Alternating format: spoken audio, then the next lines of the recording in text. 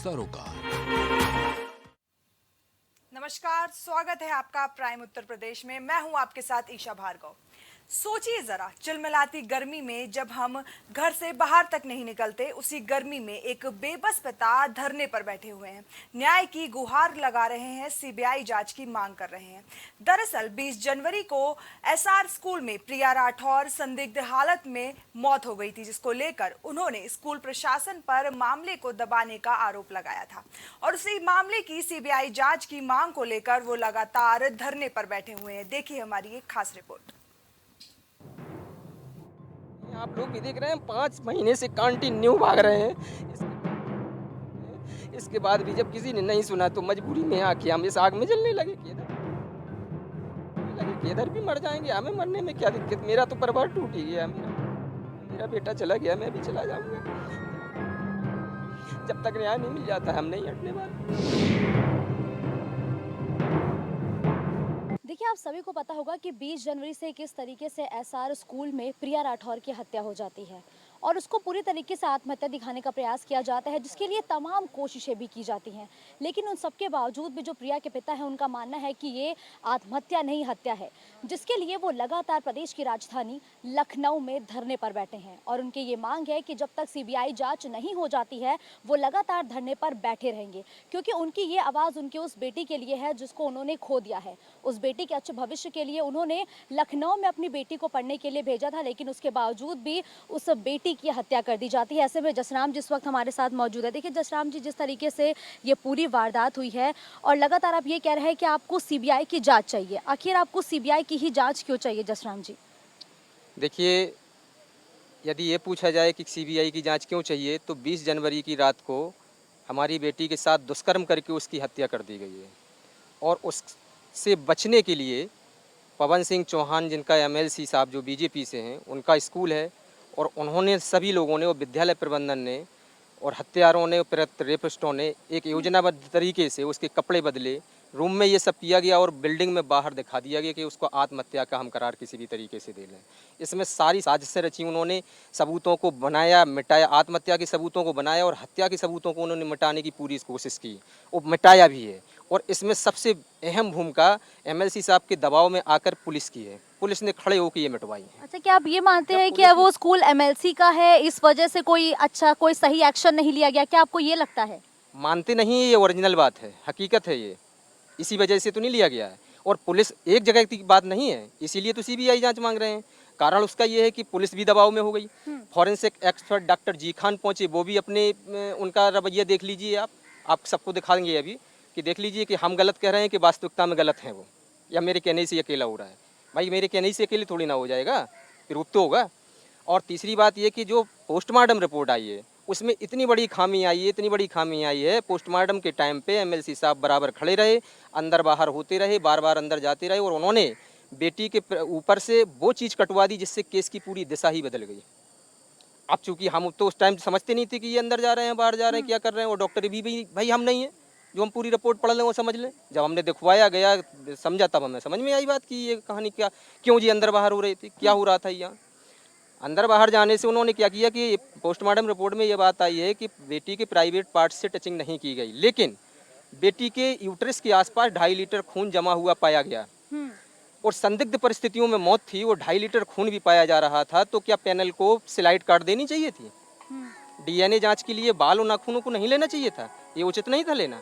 क्यों लिया गया? ये इसलिए लिया गया, किया गया, नहीं लिया गया मतलब कि वो काटा गया कि दबाव में एमएलसी साहब के में वो चीज़ काट दी गई जिससे कि केस की एकदम टोटल दिशा ही बदल दी गई। ठीक है। अच्छा, सीबीसीआईडी की भी कहा गया था कि आपको आश्वासन दिया गया था कि हम सीबीसीआईडी की जांच करवा देंगे, लेकिन आप अड़े रहे कि सीबीआई से ही आप जांच कराएंगे। मेरा सरकार से और आप सभी लोगों से या किसी से भी निवेदन ये है कि सीबीसीआईडी या पुलिस, हमारे प्रदेश की पुलिस इतनी कमज़ोर नहीं है कि इस केस को ना खोल पाए। पुलिस के सामने सब कुछ है, 100 फुट गड्ढा खोद के निकाल लेगी सब कुछ, लेकिन जब वो स्वतंत्र रूप से काम करना चाह रही हो तब, किसी के दबाव में ना हो, किसी के पैसे के दबाव में ना हो तब। इतने बड़े एमएलसी हैं, रसूखदार हैं, पावर है, पैसा है, सामाजिक उनके पास पूरा पावर है, बहुत सारी चीज़ें हैं। तो जब डीएम साहब के पैनल को वो हैक कर लेते हैं, जो पोस्टमार्टम रिपोर्ट में पैनल बना था उसको हैक कर लिया, डॉक्टर जी खान को कर लिया, पुलिस पे कर लिया, तो CBCID कौन सी जांच है तो स्टेट ही लेवल की। अच्छा, आपके घर में और कौन कौन है? मेरी वाइफ है, मेरा बेटा है। आप अच्छा, अभी आपने तो अपनी बेटी को पढ़ने के लिए भेजा, अच्छे भविष्य के लिए, लेकिन क्या वाकई में अपने बेटे को कभी बाहर भेज पाएंगे? जिस दिन से मैंने 2 दिन 4 दिन से अपने बेटे को यानी दिसंबर से भेजना चालू किया था, 3.5 4 साल का हुआ है, लेकिन 20 जनवरी को अब ये घटना हो गई, उस दिन से उसको बंद करा दिया है। क्योंकि पढ़ाने के चक्कर में, यदि ये अपराध है पढ़ाना, बेटियों को पढ़ाना ये अपराध है, तो ये अपराध हमने किया है, उस अपराध की हम ये सजा भुगत रहे हैं। यदि ये अपराध है कि बेटियों को पढ़ा दिया जाए, लिखा दिया जाए, उनको अच्छी परवरिश कर दी जाए, तो ये अपराध हमने किया है।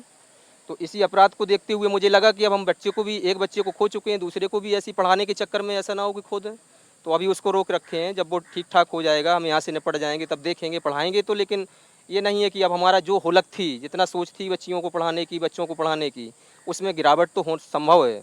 मेरा जीवन ही बेकार हो गया, सब कुछ टूट गया। देखिए जसराम जी, जब भी घर पे बच्चियां होती हैं तो कहा जाता है कि सबसे ज्यादा उनका जो अटैचमेंट होता है या जो लगाव होता है वो पिता से होता है। ऐसे में उस बच्ची को खोना, और आप लगातार कड़ी धूप में अपने बच्ची के लिए न्याय की गुहार लगा रहे हैं, ये लड़ाई कितनी लंबी और कितनी मुश्किल होने वाली है?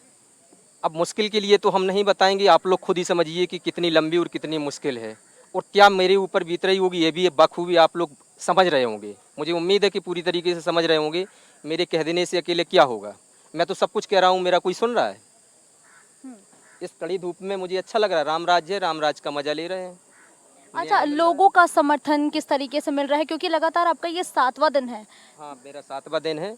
मैं अकेला बैठा था, शांतिपूर्वक अकेला बैठा हूँ न्याय के लिए। जब मैं दर दर भटक चुका, मैंने देखा पोस्टमार्टम रिपोर्ट में कितनी हड्डियाँ टूटी हैं, आगे चोट, पीछे चोट, दाएं चोट, बाएं चोट, हार्ट पे चोट, घसीटने के निशान, अंगुलियों में 10 उंगलियों में घसीटने के निशान, जैसे बेटी ने बहुत संघर्ष किया हो। बेचारी संघर्ष करती रही है, कलाइयों पे चोट, और सामने दरिंदे उसको पीटते रहे। आखिरकार इतनी छोटी बच्ची थी, उसने अपने दम तोड़ दिया। फिर उसको समेटने के लिए, ये सब बनाने के लिए कि बच जाएं हम, तो ये सब लोगों ने, मोनिका, साधना प्लस एक और, ये मोनिका जो है उन्हीं के साथ बेटी थी, साधना जो है ये वार्डन है, इन्हीं लोगों ने मिलके हमारी बेटी को, किसी को परोसा है, किसी को अंदर, कोई व्यक्ति ऐसा है वहाँ पे जो, एक गर्ल्स हॉस्टल में इतनी सुरक्षा के बाद कोई ना कोई ऐसा व्यक्ति है बहुत नज़दीक का जो पहुँचा है। और यही वजह है कि जब नज़दीक का व्यक्ति होने के वजह से इतनी पूरी ताकत झोंक दी जा रही है कि उसको कैसे बचाया जाए, कैसे बचाया जाए। जब हमने ये सब देखा तो FIR कराई, उनसे कहा कि कैसे गिर गई, तो पहले तो कहना उनका यही था कि साधारण खाना खा करके ग्राउंड फ्लोर पे गिर गई है। तो हमने कहा कि पोस्टमार्टम रिपोर्ट के अनुसार इतनी हड्डियां टूट जाएंगी, खाना खा के आ रही, आपका कहना है खाना तो उसमें पोस्टमार्टम में निकला, तो कहने लगे, बयान बदलने लगे सभी लोग, मैं MLC साहब। उसके पहले कह रहे थे कि खाना खा के आ रही थी, जब हमने ये हवाला दिया तो कहने लगे कि वो भाई गई थी वहाँ तक, खाया या नहीं खाया हमने नहीं देखा। इसके बाद कहने लगे ग्राउंड फ्लोर पे अगर इतनी हड्डियाँ टूट गई, नहीं गिरी होगी, तो 5 मंजिल से गिर गई होगी। तो हमने कहा ये कौन सी बात हुई, 5 मंजिल से गिर गई होगी, CCTV लगे हैं आपके, दिखा दीजिए। तो कहने लगे ये चालू नहीं है। हमने कि ये चालू नहीं है, मैस तक गई है? बोले जी मैस तक गई। तो हमने मैस का दिखा दीजिए, बोले वो भी चालू नहीं है। तो हमने कि फिर आप ही कह देंगे, वही मान लिया जाएगा। फिर हम लोग ऊपर गए, तुरंत जाके देखा, 5वीं मंजिल पे देखा कि 4 फीट की बाउंड्री है, बेटी भी लगभग उतनी ही ऊंची थी, वो कूद ही नहीं सकती थी वहाँ से, चाहे कुछ प्रयास करती, और कोई सबूत नहीं मिला, जिसका वीडियो भी हम लोगों ने बनाया, इंस्पेक्टर साहब भी सामने थे। लेकिन चूंकि MLC साहब ने जब ये कह दिया कि ऊपर से गिरी है, तो फिर इंस्पेक्टर साहब की और जी खान की ये ताकत कहाँ थी कि वो उसको बदल देते। वो भी वही बात कहने लगे कि ऊपर से ही गिरी होगी, तो डमी गिराई एक जी खान ने, डॉक्टर ने डमी 10 किलो की बना ली। बेटी का वजन खुद ही उनकी टीम लिख रही थी 40 किलो, 40 किलो लिखा है पोस्टमार्टम में, तो उन्हीं की तो टीम है ये, तो वो लिख रही थी 40 किलो। डमी 10 किलो की बना के लेके आ गए। वो जब गिराया तो डमी 3 बार गिराई गई ऊपर से नीचे, तो तीनों बार सर उसका ज़मीन पे लगा। मैंने वहीं विरोध किया कि इसका सर ज़मीन पे लगा, मेरी बेटी के सर में कोई चोट नहीं है, कोई इंजरी नहीं है, उसको फट जाना चाहिए, 70 फीट ऊंचाई से गिरेगी, बॉडी लेस रेसेस हो जाना चाहिए, पूरी तरीके छितड़े छितड़े हो जाना चाहिए। मैं आपको अभी फोटो दिखाऊंगा, बॉडी में अगर कोई कहीं पे भी किसी भी प्रकार का वो हो तो दिखा दीजिए। ठीक है, फोटो भी हम देखेंगे, लेकिन देखिए जसराम जी, ये समर वेकेशंस का टाइम है और अक्सर बच्चे छुट्टियों में अपने घर आते हैं। ऐसे में इस बार प्रिया घर नहीं आई। ऐसे में प्रिया घर नहीं आई मैम, प्रिया बच्ची ही नहीं थी तो घर कैसे पहुंच जाती, वो कैसे पहुंच जाती? उसको तो दरिंदों ने पहले ही निगल लिया, पहले ही खा चुके हैं। हम तो इस बात के लिए, इसी बात के लिए तो बेटी की ही, उसके लिए न्याय के लिए तो हम छुट्टियों को यहाँ लेके आ चुके हैं कि हम तो अपनी छुट्टियाँ जीवन सब निछावर कर देंगे, हम इको गार्डन में जाएंगे, मुझे कोई समर वेकेशन, कोई सुख शांति नहीं चाहिए, मुझे सिर्फ और सिर्फ न्याय चाहिए। अच्छा, प्रिया की माँ, देखिए माँ कहा जाता है, मैं आपको दिखाता हूँ, लीजिए एडमिट हैं, इसकी वजह से नहीं आ पाई, नहीं बेटा भी आता, वो माँ भी आती हैं, ठीक दोनों है, लोग। ये तो हम सभी देख लेंगे, लेकिन जसराम जी, एक मेरा आखिरी सवाल आपसे रहेगा। वो जैसा आपने जिक्र किया कि आप यहाँ पर लगातार इतनी भीषण गर्मी में न्याय की गुहार लगा रहे हैं, और अगर शायद प्रिया हम सबके बीच होती तो वो इस वक्त वैकेशन में अपने घर पे होती, अपने भाई के साथ होती, अपने माँ के साथ होती। कितना मलाल है आपको कि आप लगातार धरने पर बैठे, लेकिन उसके बावजूद भी कोई कार्रवाई नहीं की जा रही है? कितना मलाल है इसका तो हमारे पास कोई शब्द ही नहीं है, हम कह ही नहीं पाएंगे। और कार्रवाई नहीं हो रही है, चूँकि अब हमने तो प्रधानमंत्री, मुख्यमंत्री महोदय सबको ये बात से अवगत कराया, प्रार्थना पत्र बड़े बड़े लिख के दिए, पूरे सबूत लगा के दिए, और नहीं सुना गया तो हमने प्रधानमंत्री, मुख्यमंत्री, राज्यपाल, राष्ट्रपति, मानवाधिकार, बाल आयोग, महिला आयोग सभी को दिया, जितने भी हैं सबके पास सिल पर रखी है। नहीं हुआ, फिर हमने रिमाइंडर दिया 27 फरवरी को, फिर भी नहीं हुआ। इसके बाद हम डायरेक्ट योगी जी के यहाँ क्या नाम से जनता दरबार में गए, दोनों डिप्टी सीएमओ के यहाँ गए, लेकिन इसके बाद भी नहीं हुआ। योगी जी से मुझे मिलने नहीं दिया, वहाँ उनके बैठे लोग मिलने नहीं देते, केवल आश्वासन देते हैं और कहते हैं वही होगा जो आप चाह रहे हैं, लेकिन मिलने आज दिन तक नहीं दिया। तो हो सकता है कि मेरी खबर उन तक ना पहुँची हो, तो मैं पुनः हाथ जोड़ के उनसे निवेदन करना चाहता हूँ अपने सीएम साहब से कि ऐसी ऐसी परिस्थिति में बेटी की दुष्कर्म करके हत्या कर दी गई, उसे न्याय मिलना चाहिए मुख्यमंत्री महोदय जी, या नहीं मिलना चाहिए। तो मैं उनसे आशा करता हूं कि उसकी सीबीआई जांच करा करके और ऐसे स्कूल पे कार्रवाई करिए जिसमें सीसीटीवी कैमरे नहीं तक नहीं है। कैसे मानक हैं, कैसे ये विद्यालय चल रहा है। उनका ही डायरेक्टर या चेयरमैन जो है वो कह रहे हैं कि मतलब हमारे स्कूल में सीसीटीवी नहीं है, तो ऐसे विद्यालय पे कार्रवाई नहीं होनी चाहिए। क्या बच्चे निकलते जाएंगे ऐसे ऐसे खाते चले जाएंगे? यही मानक हैं। ये हम सीबीआई जांच के बगैर, और ये दो महिलाएं हैं, जो दो महिलाएं लड़कियों को भेजने का काम करती हैं, इनके ऊपर सख्त से सख्त कार्रवाई होनी चाहिए। और रेपिस्ट और 302 के और स्कूल पे कार्रवाई, और इन लोगों को इनके विरुद्ध चार्जशीट लगे या तो, और अगर लग रहा है कि हम गलत बोल रहे हैं तो सीबीआई जांच करा लीजिए। स्टेट एजेंसी पे मुझे कोई भरोसा नहीं है। कारण उसका यही है कि वो इतना बड़ा व्यक्ति, इतने रसूखदार व्यक्ति हैं कि वो सबको हैक कर लेते हैं। देखिए जसराम जी, पत्रों को लेकर भी कहा जा रहा है कि एक सुसाइड नोट बरामद किया गया हो, सुसाइड नोट में, लेकिन जब प्रिया की राइटिंग को टैली किया गया तो प्रिया की राइटिंग से मिली नहीं है वो सुसाइड नोट। हमें पुलिस ने डायरेक्ट ये नहीं बताया था, लेकिन आप लोगों के माध्यम से ये मुझे पता चला था कि पुलिस को सुसाइड नोट और कुछ और लेटर मिले हैं, और हमें स्कूल वालों ने दिखाया भी था और हमसे कहा भी था, और ये चीज़ गूगल पे पड़ी भी है। तो बेटी को केवल इन हत्यारों ने, पुलिस ने छूट दी, कमरा सील नहीं किया, तो उसका नोटबुक निकाल करके और हत्यारों ने और रेपिस्टों ने एक चाल चली कि उसको बदनाम करने के लिए, वो ब्लैकमेल करने के लिए, जिससे जसराम बैठ जाए, 4 नोट बना लिए, और वो हमें भी दिखाए, और पुलिस ने आप लोगों में भी इनडायरेक्टली तरीके से लीक किए हैं। और बाद में कहने लगी कि हम फॉरेंसिक के लिए भेज रहे हैं। जब फॉरेंसिक के बाद वहाँ से आए तो पुलिस का कहना अभी है कि वो कुछ नहीं हटा दिए, वो कुछ नहीं हटा दिए, यानी उसकी मिसमैच हो गई राइटिंग। तो ये लग रहा उन्हें कि ये 420 मेरी खुल ना जाए, जिसकी वजह से ये सब किया गया है। दूसरी बात, एक और बहुत महत्वपूर्ण सूचना ये है कि बेटी को इन्होंने बाहर गिरा हुआ बताया है कि इधर गिरी थी। तो बेटी की एक जो जीन्स पैंट थी अंदर मिली कपड़ों में, जिसमें रक्त वही जगह पे लगा था जिस जगह पे बेटी को क्लॉटिंग थी, वो फॉरेंसिक के लिए गई तो उसमें ह्यूमन ब्लड आ चुका है। क्या ये सबूत नहीं है? जब बेटी बाहर पड़ी थी तो अंदर जीन्स कैसे पहुंच गई? एक बयानों में जिनमें उन्होंने ही अपनी तरफ से लड़कियों से करवाया, इंस्टीट्यूट की जो 4 लड़कियां हैं उन्होंने करवाया है कि वो लड़कियां कह रही हैं कि जब मैं यहाँ टहल रही थी तो ऊपर से आवाज़ आई जैसे टायर फटता है, मैंने देखा प्रिया पड़ी है। तो वो लड़कियां कह रही हैं मोजे पहने थी, वाइट सॉक्स पहने हुए थी। वो वाइट सॉक्स किधर हैं? जबकि दोनों पैरों में काफ़ी क्लॉटिंग थी, वो वाइट सॉक्स किधर हैं? जूता चप्पल किधर हैं? पुलिस इन सारी चीज़ों को नकार रही है, खुद ही नकार रही है, और वो तो लगे ही हैं इसमें। तो पत्र की देखिए अच्छा, कहानी। लेकिन जो लगातार हमने भी पढ़ा है और लगातार हमने भी कवरेज किया इस पूरे मुद्दे को, तो कहा गया कि इस पूरी हत्याकांड से पहले तकरीबन 40 मिनट के पहले प्रिया ने आपसे बात भी की थी। जी। उस बातचीत में प्रिया ने क्या कोई संदेह जताया था? क्या उसकी आवाज़ से आपको कुछ आशंका हुई जिसे आप रोकना चाहते थे लेकिन रोक नहीं पाए? देखिए 7:57 पे हमारी बात हुई, और ये पुलिस के रिकॉर्ड के अनुसार 8 से 8:40 तक के बीच की ये प्रिया की डेथ बताई गई है। तो संदेहपूर्वक बात तो यहीं स्पष्ट हो जाती है कि सबसे पहले 7:57 पे जब हमारी और हमारी वाइफ की, हमारी बेटी से बात हुई मोनिका के नंबर पे, जो मोनिका रूममेट टीचर थी उन्हीं के नंबर पे, उस टाइम उन्होंने ये बताया था कि केवल वो प्रिया और हम ही अकेले रूम में हो। प्रिया बिल्कुल दबी हुई आवाज़ में बात कर रही थी, वो बताना चाह रही थी कुछ। हमने उससे कहा क्या बात है, क्यों लेटी हो? तो कहने लगी कि हमें बहुत वीकनेस हो रही है। हमने कि क्यों हो रही है, क्या खाना नहीं खाया, क्या वजह है, वजह बताइए। तो वो कुछ नहीं बोली और कहने लगी कुछ नहीं, और इतनी दबी थी, मैडम सामने खड़ी थी जिसकी वजह से वो बता रही थी कुछ, लेकिन बता नहीं पाई। फिर उसने ये कहा कि हम खाना खा के आते हैं, आपको बताते हैं। तो वो ये बात हमें बताना चाह रही थी, इसीलिए मोनिका ने ये बात सुन ली कि अब ये बता देगी तो सारी पोल खुल जाएगी, तो बस खाना के नाम पे उसको वहाँ से ले जाया गया या वहीं पे मार डाला। वो सीधा 9:04 पे फ़ोन आया कि आपकी बेटी खाना खा के, चूँकि उनको पता था कि खाना की तो बात हम ही नहीं कहें, तो वही कहानी से जोड़ दिया कि खाना खा के मैस से आ रही थी, वो साधारण रोड पे गिर गई है, जबकि हम इसको हॉस्पिटल ले जा रहे हैं, अभी ये बेहोश है।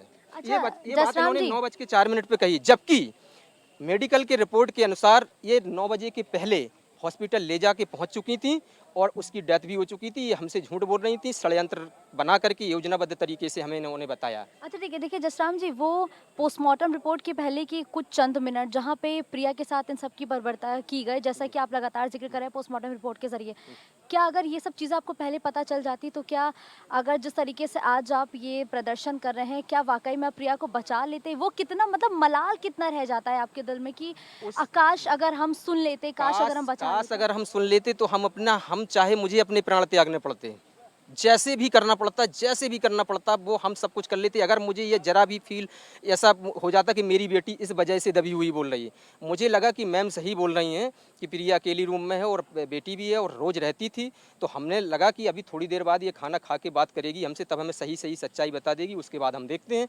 लेकिन हम इस बात का इंतजार कर रहे थे कि बेटी खाना खा के आएगी और हमें कुछ बताएगी, तो वो बताने की वजह से कि कहीं ये बता ना दे, ये भय मैम को था, इसीलिए उन्होंने पहले ही मार दिया उसको। अच्छा देखिए जसराम जी, प्रिया उसी घर में पली बड़ी है जहाँ पर आपकी पत्नी, आपका एक बेटा और शायद आप भी रहते हैं। जब उस घर में आप जाते हैं और प्रिया का, जब आपको लगता है कि काश प्रिया होती तो ऐसे बुलाती? उस घर में हमारा सबका किसी का घुसने का मन नहीं होता है, लेकिन घर छोड़ के जाएंगे कहाँ? मजबूरी भी ये बहुत बड़ी है कि घर छोड़ के आखिर जाएंगे कहाँ? बिल्कुल मन नहीं होता है। हम लोग बिल्कुल, मैम तो हमारी इसीलिए अभी भी हॉस्पिटल में एडमिट है। बच्चा हमारा जो 4 साल का छोटा है, उसको हम लोग याद भुलवाते हैं कि याद भूल जाइए। वो कहता है मेरी दीदी से बात करा दीजिए पापा, मेरी दीदी मुझे छोड़ के कहाँ चली गई है, क्यों नहीं आती है, मुझसे क्यों बात नहीं करती है। छोटा सा बच्चा है, अभी देखिएगा आप, तो उसकी आवाज़ में भी दिखवा देंगे हम आपको। तो अब इसके लिए हम लोग उसको अंदर को ले जाते हैं और अपने आप के कलेजे को दबा के बैठते हैं। जब उसकी याद आती है तो हम लोगों पे सहा नहीं जाता है मैम, बिल्कुल नहीं सहा जा सकता। लेकिन घर छोड़ के हम जाएंगे कहाँ? यहाँ दर की ठोकरें खा रहे हैं, आप लोग भी देख रहे हैं, 5 महीने से कंटिन्यू भाग रहे हैं। इसके बाद भी जब किसी ने नहीं सुना तो मजबूरी में आके हम इस आग में जलने लगे कि इधर भी मर जाएंगे, हमें मरने में क्या दिक्कत। मेरा तो परिवार टूट ही गया, मेरा बेटा चला गया, मैं भी चला जाऊँगा। जब तक न्याय नहीं मिल जाता है हम नहीं हटने वाले। और इसको हम बयां भी नहीं कर पाएंगे कि मेरा दुख कितना है, हम नहीं कह पाएंगे, हम कहने में असक्षम है। वाकई में बेटी को खोना बहुत बड़ा दुख होता है हर एक पिता के लिए, क्योंकि हमने देखा है कि जो बच्चों का लगाव होता है वो पिता से सबसे ज्यादा होता है। तो हमने देखा कि इस वक्त जसराम ठाकुर जो लगातार इको गार्डन में धरना प्रदर्शन कर रहे हैं और कह रहे हैं कि जब तक उनकी बेटी की मौत की सीबीआई जांच नहीं होगी तब तक वो लगातार धरना प्रदर्शन यूं ही जारी रखेंगे। क्योंकि देखिए जाहिर सी बात है कि इको गार्डन ऐसी जगह पर है जहाँ प्रदेश की राजधानी लखनऊ है और यहाँ पर तमाम बड़े नेताओं का घर है, तमाम बड़े नेता यहाँ रहते हैं, लेकिन उसके बावजूद भी 7वें दिन लगातार ये धरना प्रदर्शन जारी, और ये धरना प्रदर्शन अनिश्चितकालीन तक के लिए जारी रहेगा जब तक सीबीआई जांच की मांग पूरी नहीं की जाती है। कैमरा पर्सन नीरज के साथ मुस्कान अशमानी की रिपोर्ट। हमारी इस खास पेशकश में फिलहाल के लिए बस इतना ही। देश और दुनिया की तमाम खबरों के लिए बने रहिए प्राइम टीवी के साथ। नमस्कार। कुछ भाव पुष्प। आप देख रहे हैं प्राइम टीवी, सच